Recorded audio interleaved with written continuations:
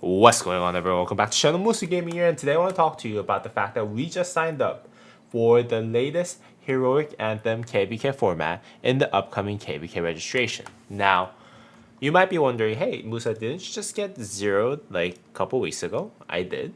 And fortunately enough for me, it happened on the KvK map, and also at the same time, I was able to actually get online early enough for me to save all the resources. So I'm sitting at 82 million power, which is not great, but it is good enough for me to run 2 cavalry, 1 infantry, 1 archer, and 1 siege?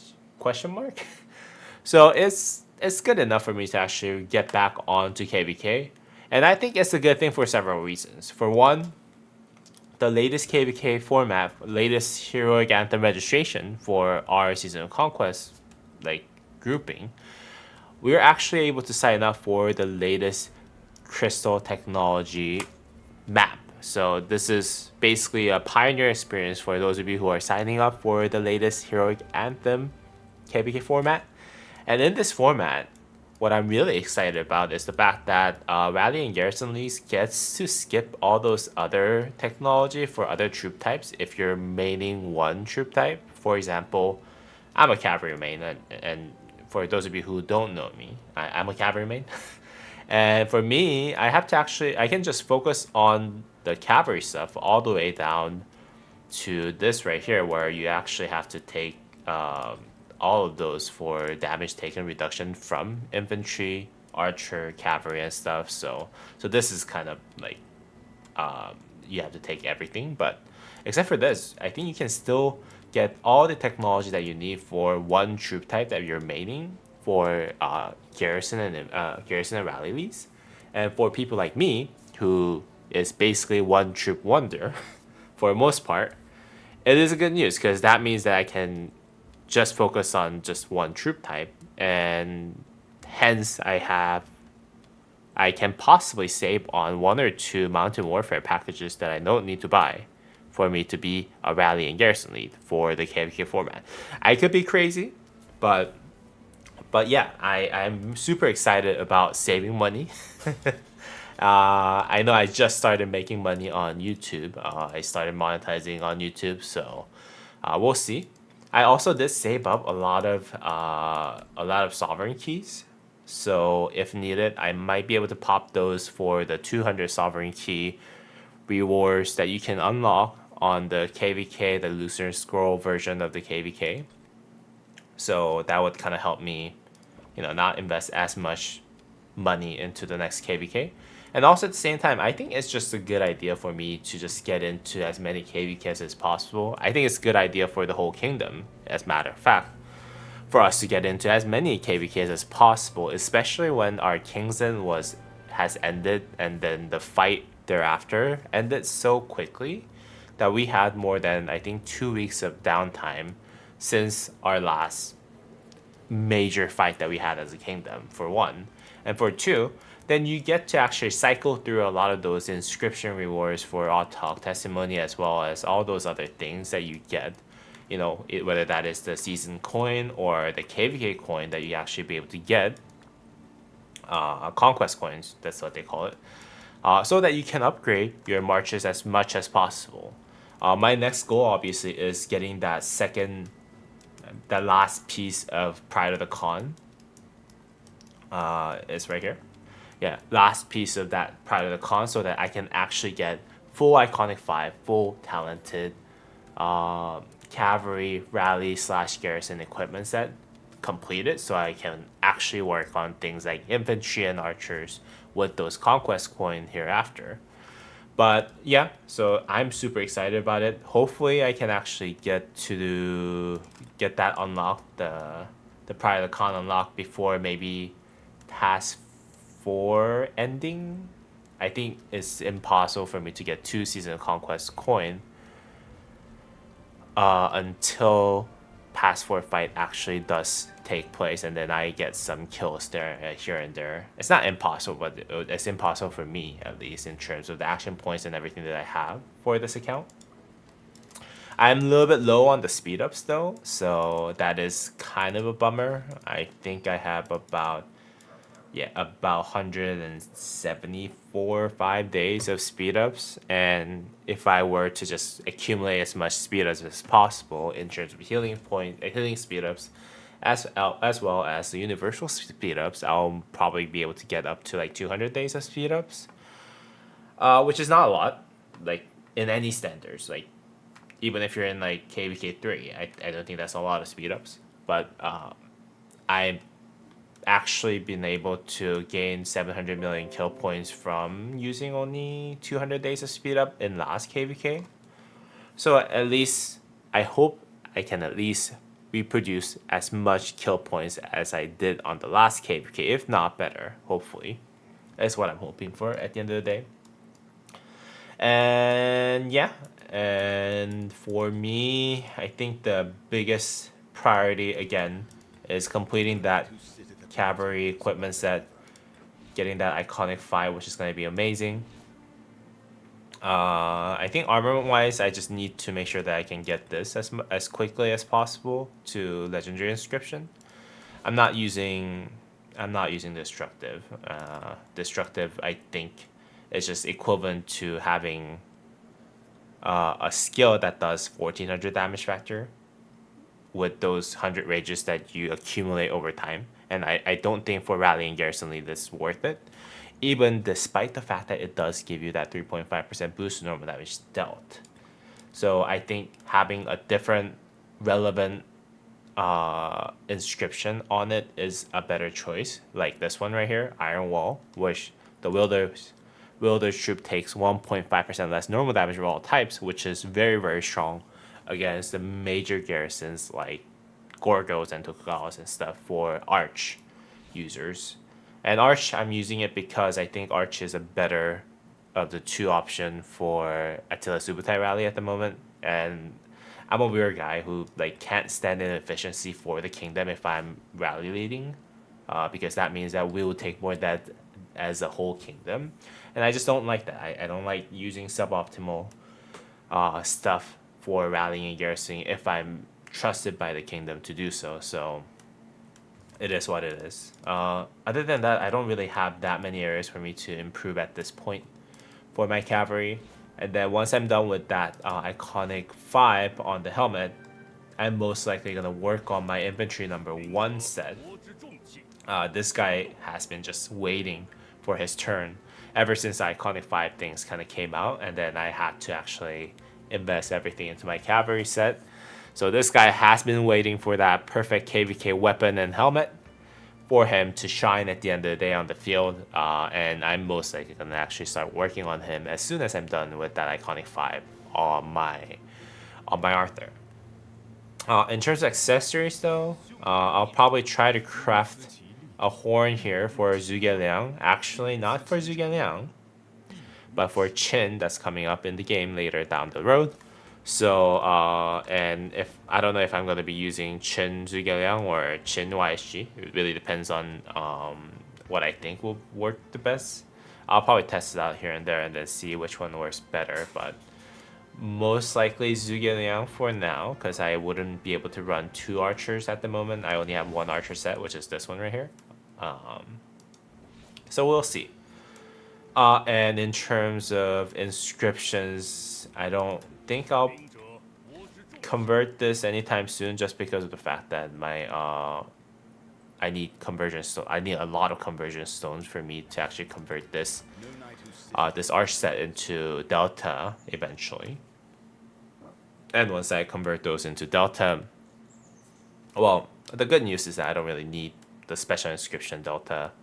I can save 10 from here, right? I can only use like 1 for me to convert this into delta. I don't know if I want to convert this into delta though, because I do have all damage. So if I can reroll the second slot, the cavalry defense, all damage is maxed out at 2%. So I might actually take this one instead, but we'll see.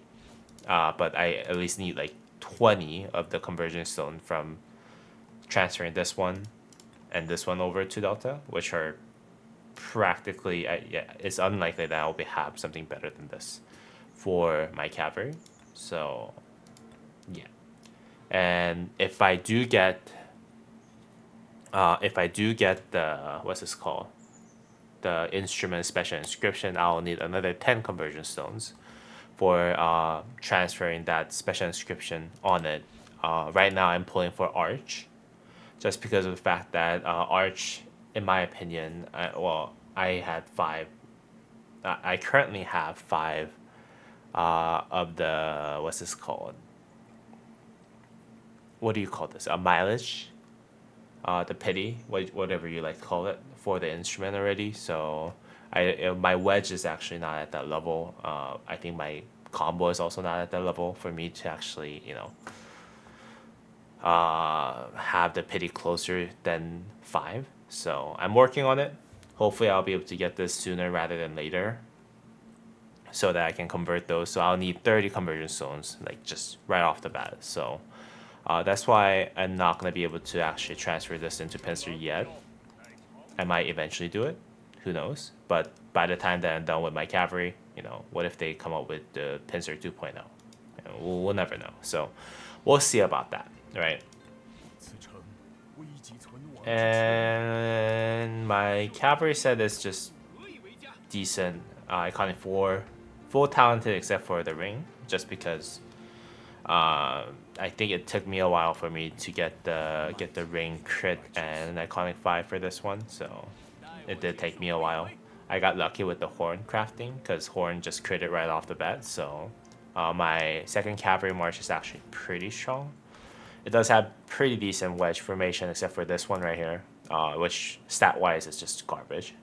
But it's triple statted for cavalry, so I'm using it for now, but I might actually swap that out later as well. Aside from that, when I'm done with probably my infantry number 1, I'll probably work on either improving, just completing the Zhuge set, and then work on my second cavalry set, second infantry set, which is just right now garbage. The blue Guan is what I call it with people within my Discord channel. So my blue Guan has been doing his job, right? He does AoE silence, and that's what he's really there for. I pair him up with Scipio Emiliana so that he gains rage faster. So that he can basically do AoE silence as much as possible. He's not even expertise. He's 5'2", 5'5", which is good because the second skill doesn't really do anything for you. So it is what it is.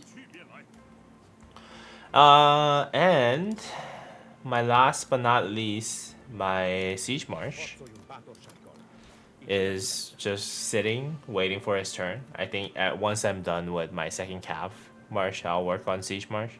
Second Infantry March, I will work on Siege March. But depending on how good the next infantry cycle is, maybe I'll change my opinion. I might actually work on my Siege first, because this guy's pretty much complete except for the equipment, right? So his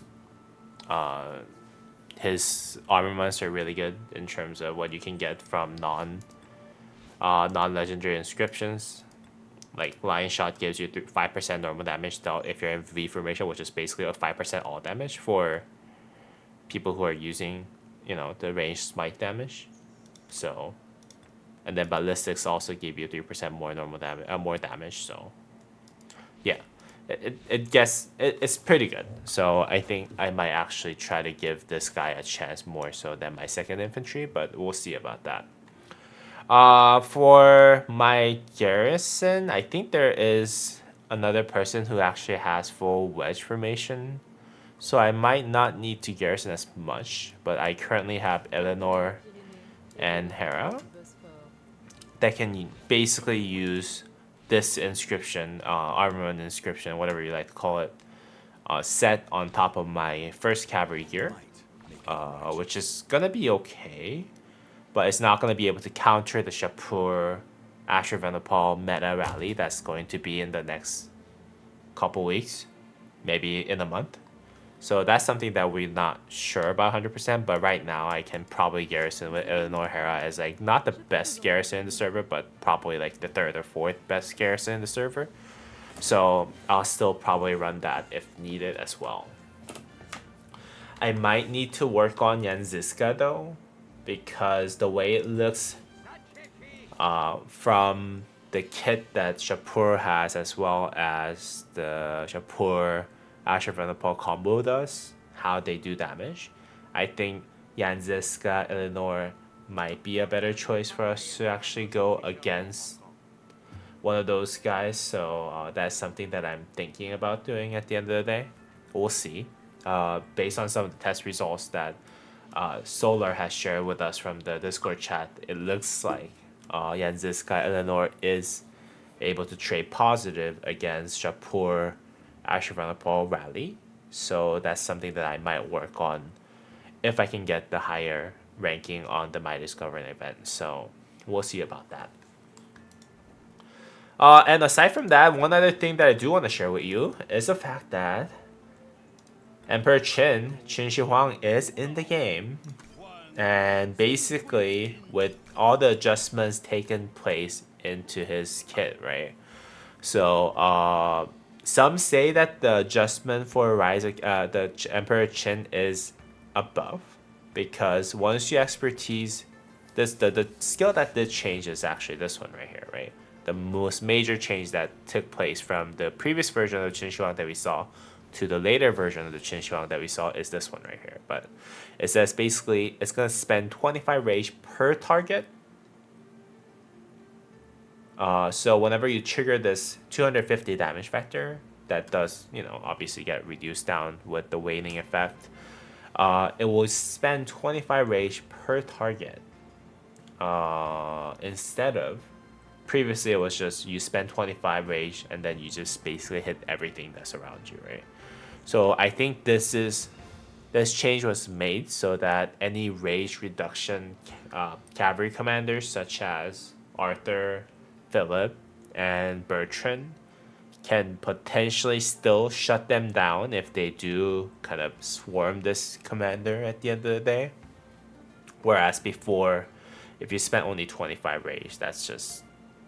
And you still absorb 15 from each target, right? So you actually had massive rage gain from this skill rather than losing. Now you're actually losing what? If you're hitting 5 targets, it's gonna lose 50 extra rage because it drains 15 but spends 25. So 10 per extra hit, and you are hitting your main primary target twice with the skill damage. So you're usually most likely gonna lose 60 rage per second.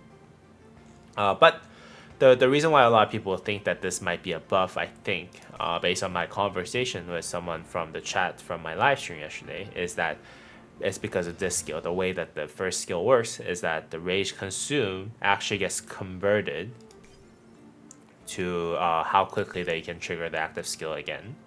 So it does give you that maximum continuity on that active skill effect, but it does lose some rage more so than it did before. So we'll see. We'll have to see, I think, in the game how that change will actually impact his kit.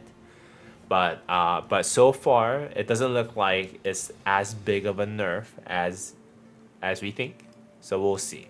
We'll see about that. In terms of best pairing now, I think the YSG does become a better pairing than we thought before, because of that rage gain engine that he does have. Although I think Zhuge Liang's kit having Marquis effect and this having potential of hitting multiple targets again on top of everything else does give him a little bit of advantage. But I think YSG might be the move for this commander right here, especially if you have triple relic on YSG. So we'll have to see.